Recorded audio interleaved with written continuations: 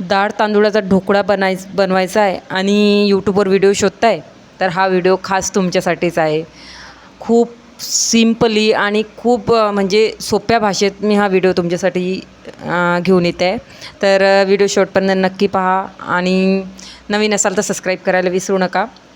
नमस्कार, मी पूनम. माझ्या चॅनलवर तुमचं स्वागत आहे.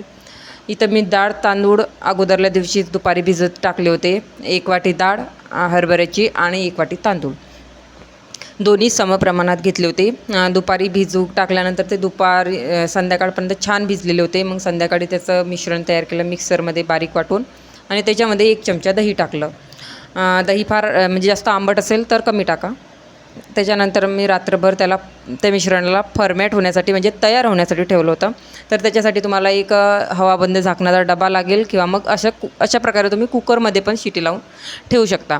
सकाळी उठून तर तुम्ही बघताय मी तयार केलेलं मिश्रण किती फुगलेलं आहे ते आणि फॉर्मॅट झालेलं आहे. तर ते कसं चेक करायचं, तर मिश्रण असं डबल झालेलं असते आणि त्याला छान असे बबल आलेले असतात वरतं, फुगून असं वरतं आलेलं असते.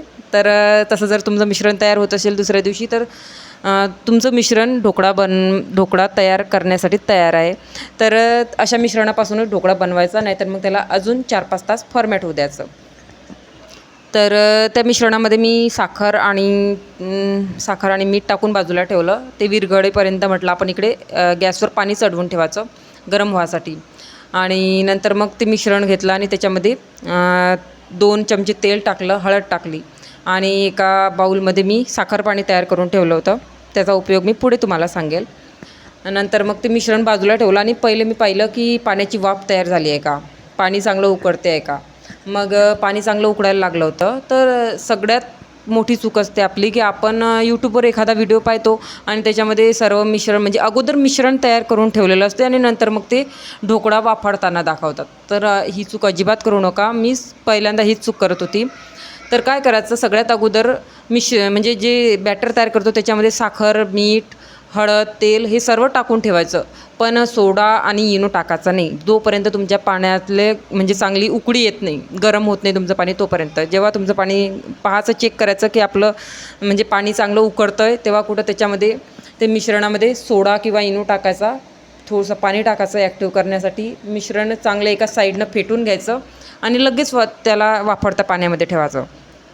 याच्यामुळे काय होतं, इनो किंवा सोडा हा जर गरम पाण्याच्या संपर्कात आला तर तो ॲक्टिव्ह होतो आणि तो त्याचं काम करतो. मग जे त्याचं काम असतं पदार्थ फुगवण्याचं, मग ते काम करतो. त्याच्यासाठी तुम्हाला पाणी गरम होण्याची वाट पाहावीच लागते. तर ही चूक जर तुम्ही म्हणजे टाळली ना तर तुमचा ढोकळा एकदम परफेक्ट आणि स्पंजी होईल. तर मला तरी वाटते की तुम्हाला तुमची चूक लक्षात आली असेल. तर अशा प्रकारे तुम्ही ढोकळा करून पहा. आणि बाकी मग काही ते ढोकळा चेक केला मी 15 ते 20 मिनटामध्ये मी बनवलेला ढोकळा तयार झालेला होता. मग त्याच्यामध्ये सुरी टाकून चेक केलं, सुरीला अजिबात मिश्रण लागून येत नव्हतं, म्हणून मग आपला ढोकळा तयार आहे असं समजून जायचं. बाहेर काढला, त्याचे काप केले, नंतर जे साखरेचं पाणी तयार केलेलं होतं ते टाकलं त्याच्यामुळे तो अजून फुगला डबल. आणि नंतर मग त्याच्यावर नेहमीचीच आपली फोडणी टाकली.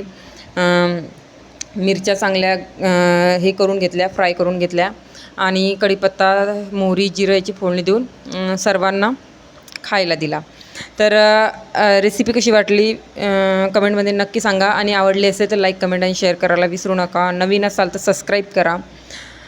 भेटू पुढच्या व्हिडिओमध्ये. तोपर्यंत ढोकळा एन्जॉय करा. बाय.